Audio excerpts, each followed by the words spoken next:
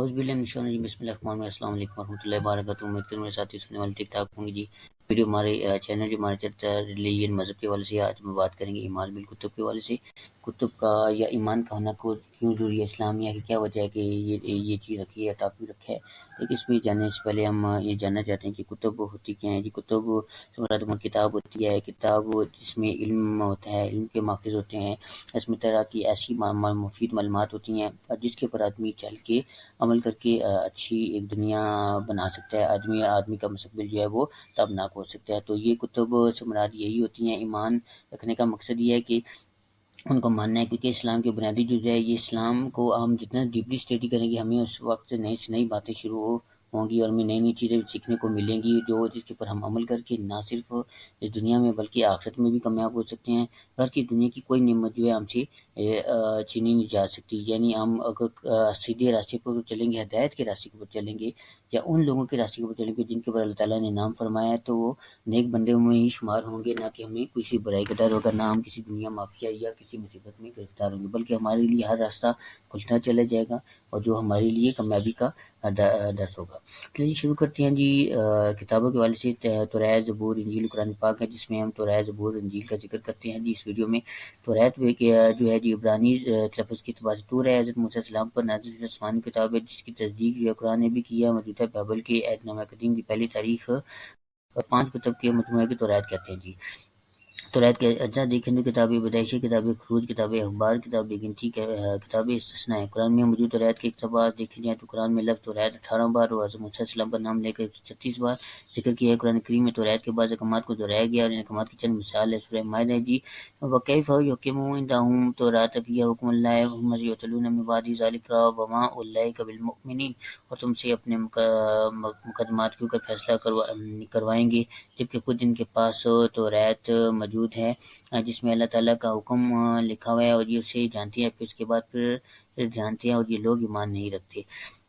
اگر شادی بے شک ہم نے توراۃ نازل فرمائی ہے، جس میں ہدایت اور روشنی اسی کے مطابق امیا جو اللہ کے فرما بردار تھے، یہودیوں کو حکم دیتے تھے اور مشائخ کو رمنا بھی تھے، کیونکہ وہ اللہ کی کتاب کے نگہبان مقرر کیے گئے تھے، اس پر گواہ تھے، یعنی حکم الہی کا یقین رکھتے تھے۔ اور سو تم لوگوں سے مت ڈرنا، مجھ سے جو ہے ڈرتے رہنا، میری آیتوں کے بس تھوڑی میں سی قیمت نہ لینا، اور جو اللہ کے نازل فرمائے کام کے مطابق حکم دیتے تھے، ایسے لوگ کافر ہیں۔ جیت کے والے سے بات کریں تو اس میں بارے میں ارشاد ہوتا ہے کہ لیکن اگر اسے کوئی اور ضرر پہنچا تو جان کے بدلے جان، آنکھ کے بدلے آنکھ، دانت کے بدلے دانت، ہاتھ کے بدلے ہاتھ، اور پاؤں کے بدلے پاؤں، جلانے کے لیے جلانے کے بدلے جلانا، زخم کے بدلے زخم، اور چوٹ کے بدلے چوٹ پہنچانا جی۔ توراۃ کے ناکام کو قرآن مجید میں وعدہ کیا گیا، وَكَتَبْنَا عَلَيْهِمْ فِيهَا النَّفْسَ بِالنَّفْسِ وَالْعَيْنَ بِالْعَيْنِ وَالْأَنْفَ بِالْأَنْفِ وَالْأُذُنَ بِالْأُذُنِ وَالسِّنَّ بِالسِّنِّ وَالْجُرُوحَ قِصَاصٌ فَمَنْ تَصَدَّقَ بِهِ فَهُوَ كَفَّارَةٌ لَهُ وَمَنْ لَمْ يَحْكُم بِمَا أَنزَلَ اللَّهُ فَأُولَٰئِكَ هُمُ الظَّالِمُونَ۔ اور ہم نے ان لوگوں کے لیے توراۃ میں یہ حکم لکھ دیا تھا کہ جان کے بدلے جان، اور آنکھ کے بدلے آنکھ، اور ناک کے بدلے ناک، اور کان کے بدلے کان، اور دانت کے بدلے دانت، اور سب زخموں کا اسی طرح بدلہ ہے۔ اب جو شخص بدلہ معاف کر دے وہ اس کے لیے کفارہ ہوگا، اور جو اللہ کے نازل فرمائے ہوئے احکام کے مطابق حکم نہ دے تو ایسے ہی لوگ بے انصاف ہیں۔ سورہ اعراف کے بارے سے بات کریں تو اس میں ارشاد باری تعالیٰ الذین یطیعون الرسول النبی الأمی الذی یجدونہ مکتوبا عندهم فی التوراۃ والانجیل یأمرهم بالمعروف وینہاهم عن المنکر ویحل لهم الطیبات ویحرم علیہم الخبائث ویضع عنہم اصرهم والاغلال التی کانت علیہم فالذین آمنوا به وعزروها ونصروا واتبعوا النور الذی انزل معه اولئک هم المفلحون۔ اور جو لوگ اس رسول یعنی نبی امی کی پیروی کرتے ہیں، جن کے اوصاف کو اپنے ہاتھ توراۃ اور انجیل میں لکھا ہوا پاتے ہیں، وہ ان نیک کام کا حکم دیتے ہیں اور برے کام سے روکتے ہیں، اور پاک چیزوں ان کے لیے حلال کرتے ہیں، ناپاک چیزوں کو ان پر حرام ٹھہراتے ہیں، اور ان پر سے بوجھ اور ٹوک جو ان کے سر پر گلے میں اتارتے ہیں، اور جو لوگ ان پر ایمان لائے ان کی رفاقت کی اور انہیں مدد دیتی تھی، اور جو نور ان کے ساتھ نازل ہوا اس کی پیروی کی، وہی مراد کو پانے والے ہیں۔ یہ تو تھا ہم نے توراۃ کا جو ہے ذکر کیا، جس تھوڑا سا ہم نے بیان کرنے کی کوشش کیا کہ توراۃ کیا کتاب تھی، اس میں کیا احکامات جاری کیے گئے تھے۔ بنیادی طور پہ حضرت موسیٰ علیہ السلام کی نازل ہوئی تھی جی۔ حضرت موسیٰ علیہ السلام ایک عظیم پیغمبر ہیں اور بنی اسرائیل قوم کی طرف آئے تھے، جیسے کہ وہ بتایا، لیکن وقت فوقت اس کتاب میں جو ہے وہ چینجنگ ہوتی گئی، اور جس کی وجہ سے کیا ہوا کہ اس کتاب کے جو مقدس اوراق تھے وہ ختم ہو گئے، یا اللہ تعالیٰ نے اپنے واپس اپنے پاس لے لیے، اپنی تحویل میں لے لیے۔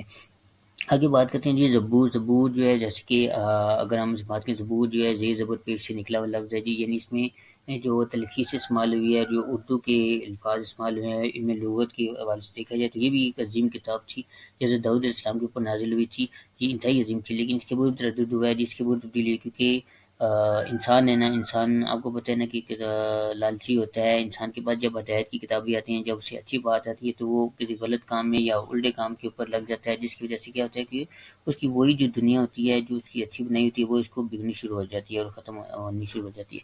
زبور کے والے سے جی بات کرتے ہیں جی کہ زبور جو ہے وہ تلفظ تعلیم عبرانی صحیف ہے، یاد عتیق میں سے ایک کتاب ہے، زبور کے لغوی معنی میں سے ایک پارے اور ٹکڑے کی ہے، نزول کے اعتبار سے 4 مشہور آسمانی کتابوں میں زبور کا دوسرا نمبر ہے۔ قرآن کے مطابق زبور داؤد پر حضرت داؤد علیہ السلام پر جی نازل ہوئی ہے، جبکہ مسیح اور یہود سے عام طور پر جو ہے داؤد کا کلام یعنی کہ نغمات سمجھتے ہیں جی۔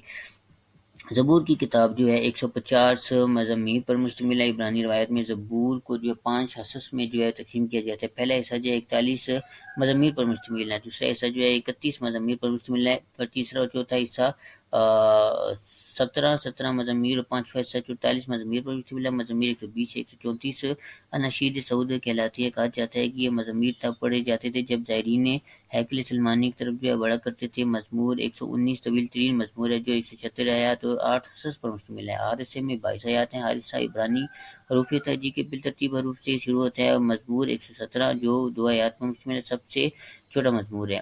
مفسرین اور ماہرین مزامیر کو کئی اقسام میں بانٹتے ہیں، جن میں حمدیہ، مرثیہ، شکر گزاری، حکمت اور لطوریائی مضامیر شامل ہیں۔ اسلام میں دیکھا جائے تو اسلام میں زبور حضرت داؤد علیہ السلام پر نازل ہوئی 4 آسمانی کتابوں میں سے ایک ہے۔ زبور 4 آسمانی کتاب قرآن کریم، انجیل اور توریت سے دوسرے نمبر پر آتی ہے۔ مسیحیت میں زبور کے مضامیر کو حضرت داؤد علیہ السلام کے گیت سمجھا جاتا ہے جو انہوں نے خدا کی شان میں بیان کی۔ یہ عہد نامہ قدیم کا حصہ ہیں اور اکثر مواقع پر جو پڑھے جاتے ہیں۔ زبور کو خدا کا کلام سمجھا جاتا ہے، لیکن ان کو خدا کی قدرت سے حضرت داؤد علیہ السلام نے خود بنایا۔ یہودیت میں دیکھا جائے تو یہودیت میں زبور کا تنخ کا حصہ ہے، اس کے کئی مضامیر حضرت داؤد کے بنائے گئے سمجھے جاتے ہیں، اور کئی سلیمان کے بنائے ہوئے احمدیہ مضامیر کو عبادت میں پڑھا جاتا ہے۔ تو یہ چھوٹا سا ریفرنس بھی ہم نے آپ کے سامنے بیان کیا ہے جی زبور کا۔ آگے ہم بات کرتے ہیں جی انجیل مقدس کی۔ انجیل مقدس جو حضرت عیسیٰ علیہ السلام پہ نازل ہوئی جی، یہ بھی اللہ تعالیٰ کی برگزیدہ پیغمبر ہیں جی۔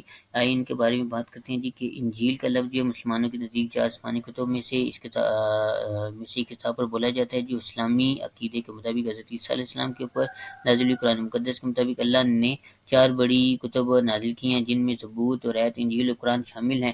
مسلمان جو ہے اس انجیل کو معرف شدہ مانتے ہیں، جو حضرت مسیح عوام کے پاس جو ہے موجود ہیں۔ مسیحیت میں انجیل مسیح جو ہے اس اسلام پر نبی پر نازل نہیں، بلکہ بعد میں حواریوں ان کے شاگرد رول قدس کی مدد سے اپنے الفاظ میں جو جنابی وسائل استعمال کرتے ہوئے لکھی گئی ہیں۔ اسلام میں 4 اناجیل کا تصور بھی موجود نہیں، جبکہ موجودہ مسیحیت انجیل کے 4 الگ الگ نسخوں پر انجیل کا لفظ جو ہے بولتے ہیں۔ انجیل ایک آسمانی کتاب ہے جو قرآن مجید میں بیان کردہ کتاب میں توریت و زبور کے بعد تیسری کتاب ہے۔ یہ بنی اسرائیل کی طرف مبعوث ہونے والے نبی حضرت عیسیٰ علیہ السلام پر نازل ہوئی ہے۔ موجودہ بائبل کے عہد نامہ جدید کی پہلی 4 کتاب وہ اناجیل اربع کہلاتی ہیں، جن کے نام ہے متی کی انجیل، مرکز کی انجیل، لوکا کی انجیل اور یوحنا کی جو ہے انجیل ہے۔ اشتقاقیات کے حوالے سے بات کریں، یونانی زبان کے لفظ ایوان جولین سے عربی زبان میں جو ہے یہ لفظ انجیل بن گیا۔ یہ لفظ ایون جولین عہد نامہ جدید میں جو تقریباً 100 بار آیا ہے، اور اردو پروٹسٹنٹ ترجمہ میں بھی صرف 11 مرتبہ ہی اس کا ترجمہ انجیل کیا گیا ہے۔ باقی تمام مقامات پر جو خوشخبری کا جو لفظ استعمال کی گئے۔ نئے عہد نامہ کے پروٹسٹنٹ ترجمہ میں لفظ انجیل اور خوشخبری کا بلا امتیاز ایک دوسرے کی جگہ استعمال کیے گئے ہیں۔ کیتھولک ترجمہ اور میں بھی ہر جگہ انجیلی ترجمہ کیا گیا ہے۔ عہد نامہ جدید میں کسی جگہ بھی انجیل سے مراد کوئی کتاب نہیں ہے، بلکہ ہر جگہ یہ مسیح عقیدہ کہ مسیح نے ان کے لیے جان دی اور نجات کا ذریعہ بنا، پھر وہ واپس آئے گئے، یہ وہی خوشخبری کے معنی ہیں۔ 150 کے بعد انجیل کا لفظ نئے عہد نامہ کے لیے استعمال ہونا شروع ہوا ہے۔ قرآن پاک میں جی یہ سورہ الحدید 27 نمبر آیت میں آ جانے کی وجہ سے پھر یہ جہاں جہاں اسلام پہنچا، اس زبان میں بھی مسیح عہد نامہ جدید کی پہلی 4 کتب اور بعض اوقات سارے عہد نامہ جدید کے مجموعہ کو انجیل کہا جانے لگا۔